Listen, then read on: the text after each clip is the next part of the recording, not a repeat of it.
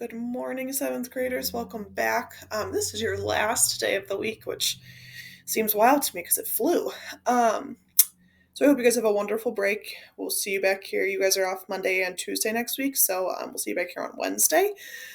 That being said, Wednesday is a light ELA day, so I'm going to give you a lot of information today. Okay, so I'm sorry if it's overwhelming, but I want to give you a lot of information because then on Wednesday, this is what you're going to be using to finish from today, right? It's going to connect. Today and Wednesday are going to connect. So I'm going to give you a lot of information. Also, just know that these are all resources for you, right? This is not stuff that you have to use or you have to do, but it's here in case you need it, okay? Your introductions were awesome. Wagner and I went through all 90 of them, 80 of them, and you guys did a really awesome job. So I'm excited to kind of dive into body paragraphs and see what you guys can do there. And before we start talking about body paragraphs, we're going to talk about tone. And we've talked about tone before. Sorry, but this is something that some of us might not be super familiar with. But that's kind of what we're going to focus on today because you need to have a really formal tone when you go to write your body paragraph. So today I want to teach you that writers make sure that the tone and style of their writing matches the context of how it will read.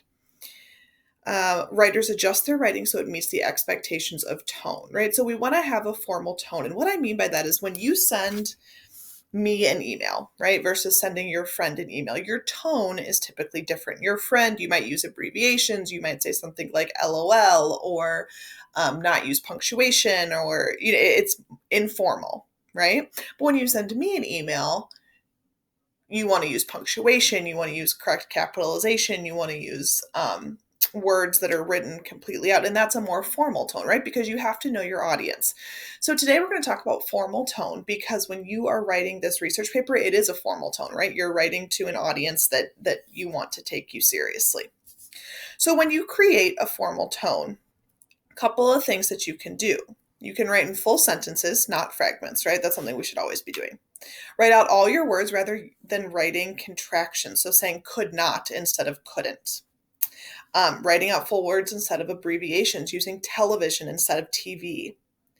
Use a proper noun when introducing something rather than a pronoun. So saying television offers opportunities for people to watch, not it lets us watch, right? So you use television instead of it. And this was something that I changed in a lot of your introductions yesterday was you want to be specific. Use those proper nouns. Be specific when you can. So television, not it.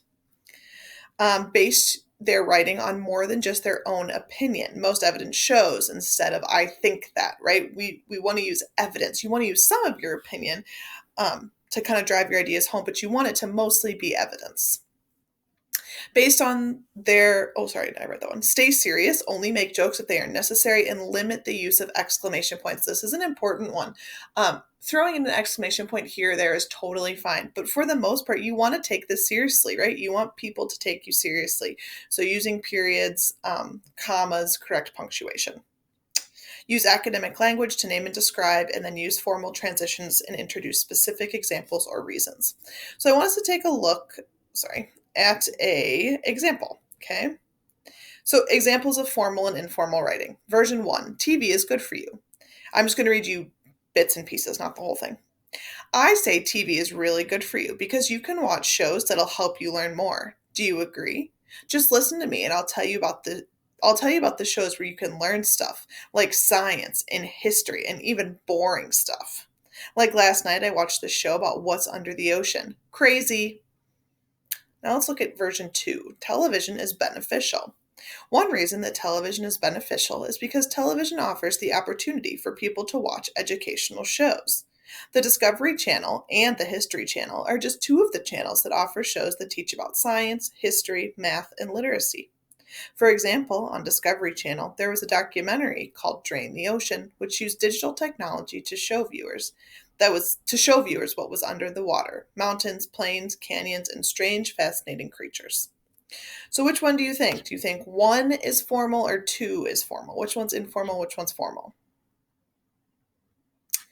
So 2 would be your formal one, right? And I want you to think about why. I want you to think about why this would be considered formal. Think about those things that I just talked about right here: sentence, not fragments, writing out the words, using proper nouns, basing your writing on more than just your opinion, right? That's what this second one did. They used full words.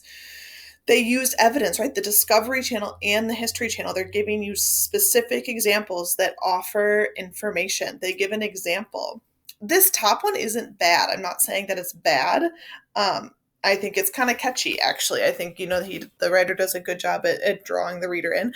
But not for this one, it doesn't appeal to the same audience that we want it to appeal to, right? We want to appeal to audience 2, people that are going to take us seriously and read our research papers and know like, hey, we're really passionate about this. Okay, so I will post this on Classroom for you so you have just kind of an example of informal versus formal. Okay, so a couple more things that I'm going to share with you. So sophisticated or snobby ways to state your position, introduce evidence, and present the counter argument. We're going to come back to present the counter argument, so I want you to ignore that for right now. But for this, stating your position and introducing evidence, because your rubric, if you look, you need a topic sentence, you need to introduce what you're going to be talking about, you need to put in your evidence, and then you need to explain your evidence.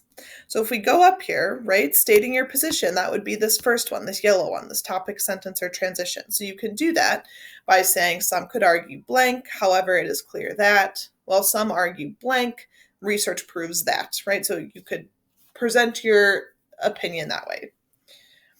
Introducing evidence, right? This is this blue part. Logical and emotional evidence, quote, statistics or facts. So when you introduce evidence, you could write, according to this source, as noted in this source reveals that, or as cited in this source. So again, guys, these are just options for you. You don't have to use them, but they're good examples if you're looking for that. And then you're going to write your body paragraph, okay? So you're just writing one today. Eventually on Wednesday, I'm going to have you write your second body paragraph. But for today, I just want you to focus on one body paragraph so that I can give you feedback before you write your second one. Okay. But so you need a topic, sentence, or a transition. You need logical and emotional evidence, 2 to 3 pieces of evidence per paragraph. And then thoughts on why the evidence chosen supports your claim. So let's look at an example here. So I'm going back to competitive sports. Healthy lifestyles are key this day and age as many people suffer with obesity. Many people say that competitive sports promote a healthy lifestyle because sports set expectations for athletes to meet. Although playing sports may promote a healthy lifestyle, they can also be extremely dangerous for your mental and physical health. So what am I going to be talking about? What's my topic, right? I'm going to be talking about this. They can be extremely dangerous for your physical and mental health. That's what my paragraph should be about. Okay, here's my evidence. It is not a secret that competitive sports are very dangerous for people of all ages. 3.5 million children under 15 years old need medical treatment for their sports injuries, nearly half of which are a result of simple overuse. Okay, there's my fact or my quote statistic, right? There it is. For quoting, I'm going to have you, we're going to go over this next week. So you can either leave it blank, or if you have that sheet that I gave you from the flash draft, you can use that to help you start doing some start doing some in-text citations. Then I can edit them with you next week. But an in-text citation is last name, year it was published, and the page. Okay. I will post the example, the worksheet that I gave you guys when we were doing flash drafts, so that you guys have that if you would like to look at how to write an in-text citation. So after I give my logical and emotional evidence, I talk about my thoughts, right? My personal opinions. This is extremely frightening, as kids should be able to be kids and not have to worry about getting hurt every time they step on a field.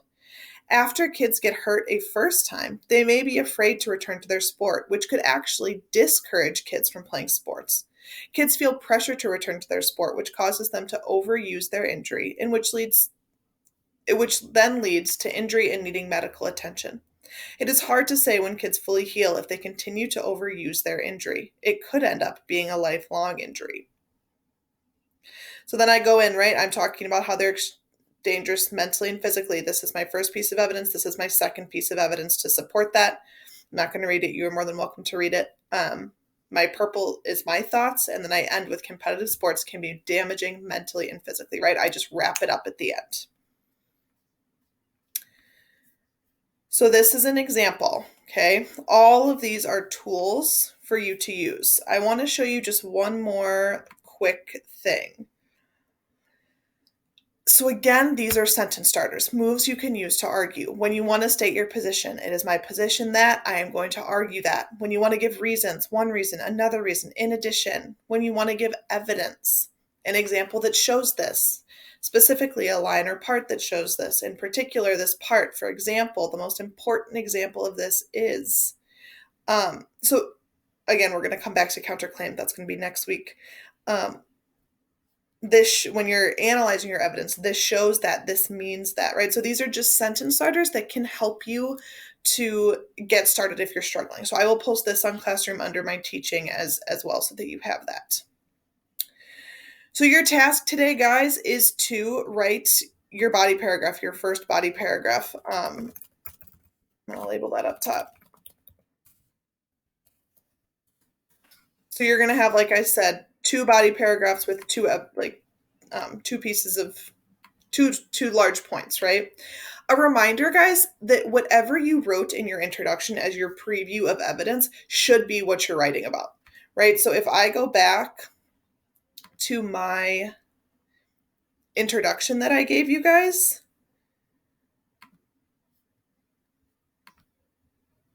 so we're looking back at, this is the introduction that I gave you. You should have introduced what your paragraphs were going to be about. And so this green part that says a preview of evidence. So some feel that competitive sports are the best activity for children and teenagers to get involved in because they build character, self-esteem, and they promote a healthy lifestyle. However, due to the high risk of injuries, both physical and mental health, and the negative impact on self-esteem, the focus of sports should not always be about competition. So do you see how I say right here, physical and mental health, high risk of injuries, physical and mental? This is my first paragraph, right? This is my first body paragraph that I'm teaching, or that I'm writing about here. So you want to make sure they relate, right? Because your introduction should have been a preview as to what was to come. So whatever you put as your preview of evidence, or you can change it if you decide that you would like to change it, that should be what your first body paragraph is about, right? So whatever you said was your first point, that is your first body paragraph. Okay.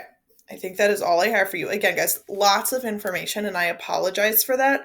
I just want to make sure you have all the resources that I can possibly give you to help you write this. I have office hours today from 8. Well, I have an appointment, shoot.